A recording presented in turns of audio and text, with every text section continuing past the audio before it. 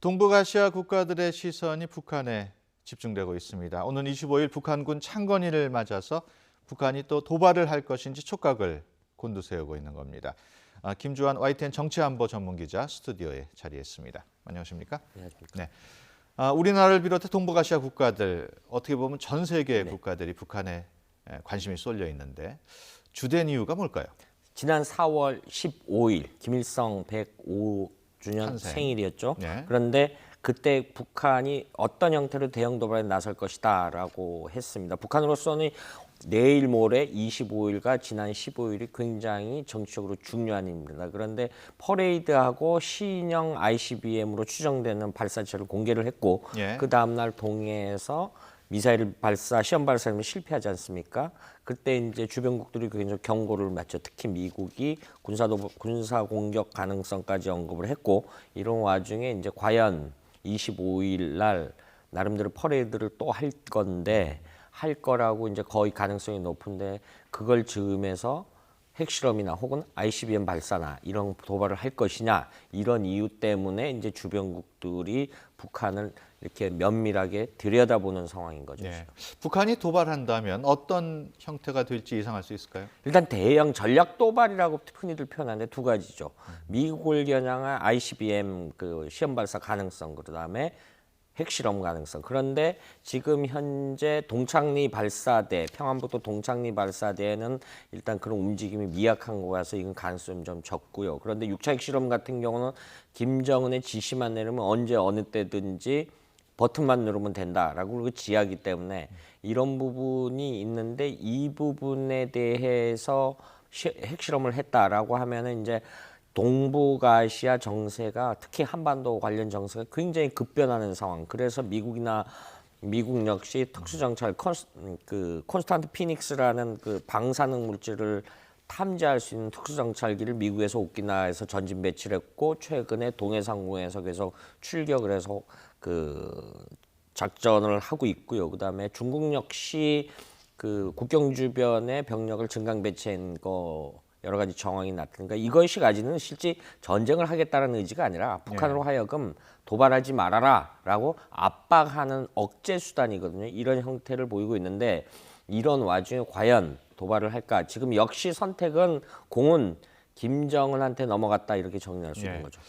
반면에 최근 미국하고 중국이 워낙 북한에 대해서 압박을 세게 하고 있기 때문에 도발을 하지 않을 가능성도 있지 않느냐 이런 의견도 있는데 어떻게 보십니까? 지금 그 전제가 도발을 하더라도 앞서 태양절을 무사히 넘겼지 않습니까? 무사히 넘겼다라기보다라도 미중 간의 압박을 의식해서 간접적으로 어떤 형태든지 그냥 그 퍼레이드에서 신형 무기를 우리 갖고 있다라고 이런 그 굉장히 블러핑, 허풍을 떠는 위세를 떠는 듯한 그 도발을 보여줬는데요. 지금 도발을 할 가능성은 여러 가지 상존을 하는데 지금 말씀드린 핵실험이라든가 ICBM 발사가 좀 적지 않느냐라는 일각의 시각도 있습니다. 역시 이것도 전망에 가까운 건데 그렇다면은 기존의 관습대로 했던 탄도미사일의 개량도 계속 진행하고 있기 때문에 그 황해도 황주라든가 혹은 동해안 심포 일대에서 동해 해상으로 향한 탄도미사일 시험 발사 같은 형태의 이른바 중저강도의 도발 형태는 할 가능성이 굉장히 높다 이렇게 평가할 수 있습니다. 그 근거 중에 하나는 앞서 ICBM 발사라든가 핵실험을 할 경우는 이른바 미국이 정한 금지선을 넘는 이런 상황을 초래할 수 있기 때문에 북한 역시 이 부분을 굉장히 의식하고 있다라는 것이 이제 하지 않을 가능성이 높다라는 거에 어떤 논리적 근거를 제공하는 거죠. 다음 달 대선을 앞두고 북한이 최근 그 개입이 노골화되고 있다 이런 지적을 받고 있습니다. 왜 그럴까요? 항상 대선 때면은 이런 경향을 보였습니다. 그런데 자신들의 어떤 외교 정책, 북한의 입장에서의 외교 정책에 어느 정도 호흡을 맞출 그런 후보가 있으면 본인들이 전략적으로 움직이기에는 굉장히 편하다고 생각을 했거든요. 그러니까 과거 남북관계 좋았던 시기에 그런 우리가 그런 대통령 그런 집권 시절이 있지 않습니까? 그때를 좀 그리워한다 이런 측면이 많이 있습니다. 탈북 인사들이 하는 얘기인데 그런 측면에서 특정 우리 대선의 특정 후보를 겨냥해서 찍지 말아라까지 얘기를 하고요. 그 다음에 그 어제 조평통 성명 같은 거 보면은 박근혜 패당 때문에 남북 관계가 파탄이 났다. 그리고 그 이전에 세월호 3주기 때는 보수 정권을 찍으면은 역시 제2의 제3의 세월호 사태가 온다. 그런데 북한이 내부에 자신들 내부의 북한 당국의 어떤 국정 난맥상이 드러나는 부분이 바로 여기 대남 선전 선동에 나타나고 있습니다. 사실은 북한이 대선을 앞두고 도발을 하면은 우리의 안보 의식이 더 유권자들의 안보 관심사가 높아지겠죠. 근데 이것이 지금 대북 전문가들에게 북한 내부의 선전선동부와 어떤 이런 당 조직 지도부 간의 의견 조율이 안 돼서 이런 행태가 나오지 않느냐. 북한 내부에서도 역시 굉장히 불일치성이 높아지는 것도 이런 현상이 나타난다. 그러니까 한마디로 지금 굉장히 북한으로서는 어리석은 행동을 한다 이렇게 결론을 내릴 수 있는 거죠. 예.